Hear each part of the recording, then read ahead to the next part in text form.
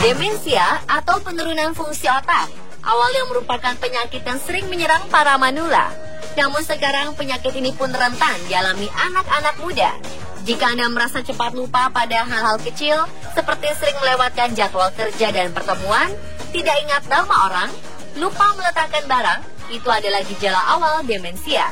Jika hal ini menimpa anak-anak muda, maka kita harus lebih hati-hati lagi, karena bisa saja berdampak pada karir. Karena penurunan fungsi otak bisa membuat pekerjaan berantakan dan menyebabkan prestasi kita menurun. Gejala demensia ini disebabkan oleh volume otak yang mulai mengecil atau menyusut. Gaya hidup menjadi penyebab utama anak muda bisa terserang kepikunan. Dan berikut, ada beberapa kebiasaan hidup yang harus diperhatikan karena dapat mengecilkan volume otak.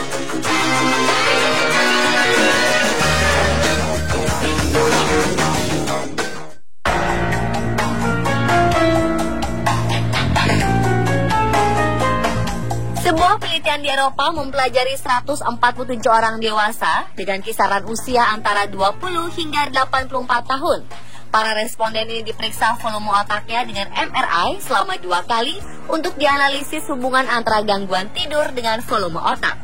Hasilnya, responden yang mengalami gangguan tidur cenderung mengalami penurunan volume otak lebih cepat dari mereka yang memiliki tidur dengan kualitas baik. Saat tidur terganggu, proses restorasi dan perbaikan di otak akan menjadi terganggu dan kurang efektif. Inilah yang menyebabkan laju penurunan volume otak semakin cepat. Kurang tidur juga menyebabkan penumpukan protein di otak yang beresiko merusak sel-sel otak. Dari hasil penelitian ini ditemukan bahwa kualitas tidur yang baik bisa jadi cara penting untuk meningkatkan kesehatan otak. Karena itu, hindari kegiatan berlebihan yang merusak waktu tidur kita. Jika tidak terlalu penting, sebaiknya ditunda esok hari, karena tidur juga merupakan hal penting bagi kesehatan kita di masa tua.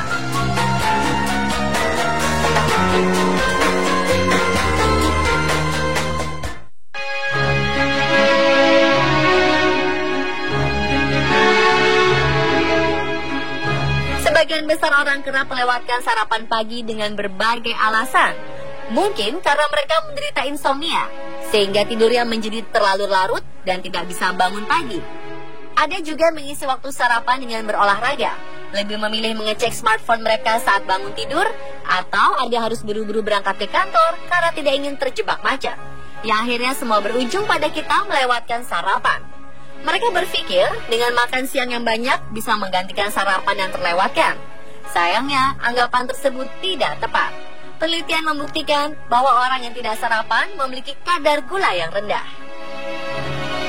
Hal ini berpengaruh pada pasokan gizi ke otak yang akhirnya bisa menyebabkan penyusutan otak. Selain itu, otak harus mengkoordinasikan seluruh tubuh untuk bekerja di pagi hari, termasuk keseimbangan tubuh. Orang yang melewatkan sarapan akan lebih mudah mengalami masalah pada keseimbangan tubuhnya. Dan tahukah Anda, jika sarapan juga membantu meningkatkan ingatan dan perhatian seseorang? Sebuah makalah di British Journal of Nutrition mengungkapkan ingatan atau tingkat perhatian seseorang bisa diperbaiki dengan makan sarapan yang rendah gula, seperti roti bulir, oatmeal, dan sereal tinggi serat lainnya.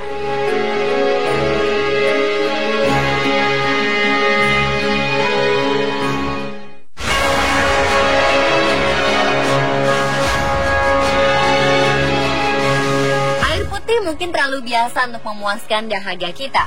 Air putih tidak memiliki rasa, sehingga banyak orang lebih memilih minuman berwarna daripada air putih. Padahal, air yang rasanya biasa dan membosankan ini merupakan komponen utama dalam tubuh kita.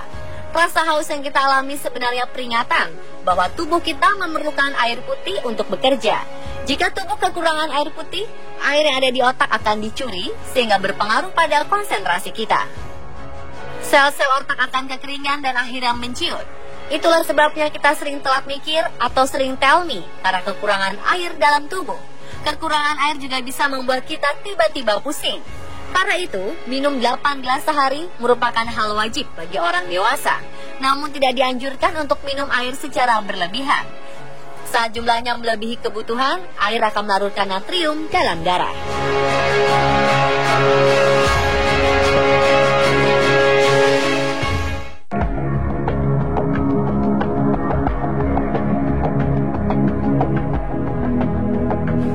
Kesibukan yang padat pada pekerjaan dan kehidupan sosial membuat seseorang terutama di daerah perkotaan lupa berolahraga.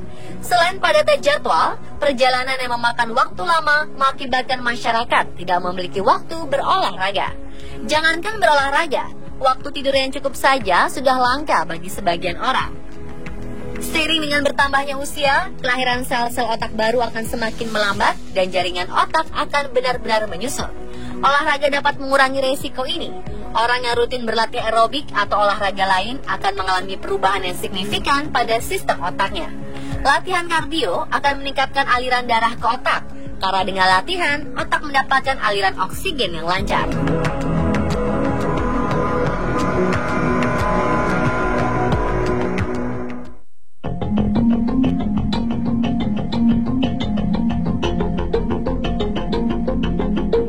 Di era teknologi komunikasi ini, ponsel seolah sudah menjadi barang primer bagi sebagian besar masyarakat. Ponsel selalu ada di genggaman, di saku maupun di tas. Kemanapun dan kapanpun, orang-orang selalu membawa ponsel untuk kepentingan hidupnya. Meskipun menjadi barang primer, beberapa studi menemukan bahwa ponsel memiliki dampak serius bagi kesehatan manusia, khususnya otak. Radiasi yang ditimbulkan oleh perangkat nirkabel ini menyebabkan sebuah ketidakseimbangan bagi tubuh, sehingga tubuh menjadi stres. Meski sering tidak disadari oleh penggunanya, ponsel bisa mengakibatkan penyakit degeneratif, seperti mengecilnya volume otak. Data menunjukkan penderita penyakit kanker otak, demensia, dan tumor otak semakin tahun semakin bertambah. Bisa saja ini akibat dari gaya hidup dari pemakaian ponsel setiap hari.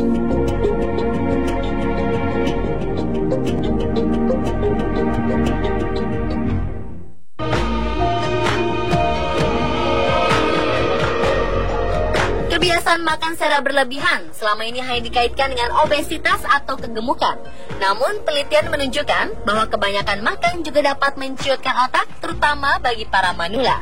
Sebuah penelitian menganalisa data lebih dari 1.200 responden yang berusia 70 hingga 80 tahun yang tinggal di Minnesota, Amerika Serikat. Dari penelitian ini, responden yang makannya paling banyak didiagnosa mengalami gangguan memori 2 kali lipat dibanding mereka yang makannya sedikit. Dari penelitian ini, peneliti menduga bahwa asupan kalori yang berlebihan dapat menyebabkan kerusakan oksidatif yang berpengaruh pada perubahan struktural dalam otak. Itulah yang mengakibatkan responden yang makan berlebih mengalami gangguan ingatan lebih banyak. Karena itu, sejak usia muda, perhatikan asupan kalori yang dimakan. Konsumsilah makanan yang sehat dan bergizi, perbanyak nutrisi, dan batasi kalori harian. Bukan hanya terhindar dari obesitas, Anda juga bisa menahan laju penurunan volume otak di masa tua.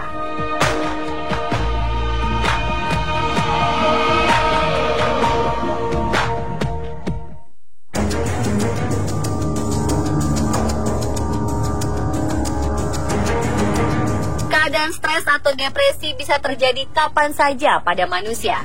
Kehilangan pekerjaan, kehilangan orang yang dikasihi, tekanan hidup yang tidak kunjung selesai, atau gangguan-gangguan lain bisa membuat kita menjadi stres.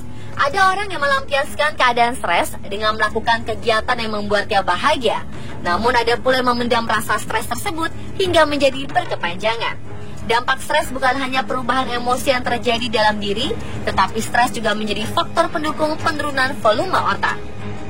Saat stres, tubuh akan melepaskan hormon yang disebut kortisol. Hormon ini ternyata memberi pengaruh negatif pada otak dengan cara memperkecil ukuran otak, membunuh sel-sel saraf, dan menghambat proses regenerasi sel saraf yang baru. Akibatnya, fungsi dan kemampuan otak menjadi terganggu. Karena itu, jangan biarkan stres terpendam lama-lama di dalam pikiran. Berbagi masalah dengan menceritakan kepada orang terdekat merupakan salah satu cara efektif yang dapat menghilangkan stres dalam diri kita. Atau kita bisa mencari hal-hal positif yang membuat Anda bahagia untuk melepaskan stres tersebut.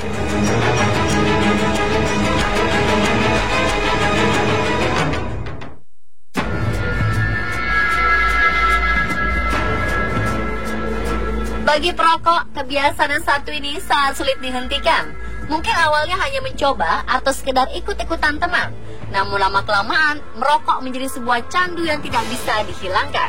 Ternyata, nikotin dalam tembakau memang dapat merangsang bagian otak yang memancarkan neurotransmitter yang mempengaruhi pikiran, selera makan, dan rasa nikmat. Banyak perokok mengatakan bahwa dengan merokok, otak menjadi bekerja dengan baik. Namun itu hanyalah sugesti kenikmatan yang ditimbulkan dari nikotin. Kenyataannya, nikotin mampu membuat pembuluh darah dalam otak pecah dan bocor. Hal ini bisa merusak syaraf pada perokok. Pada kasus yang berat, perokok bisa menderita lumpuh, lemah otot, kesulitan bicara atau makan, linglung, dan sulit berkoordinasi. Jadi, kapan kita mau berhenti merokok?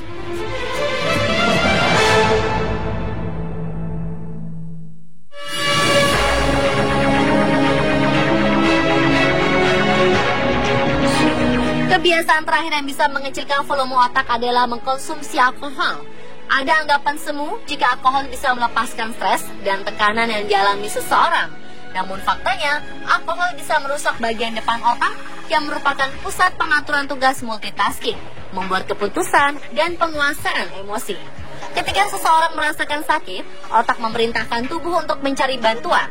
Namun orang yang kecanduan alkohol, bagian otak yang berfungsi untuk mencari bantuan telah rusak. Mereka jadi tidak menyadari ketika ada masalah di dalam tubuh mereka. Ini bisa berbahaya, karena semakin hari tubuh akan rusak, tanpa ada peringatan sakit dari sang pemilik tubuh.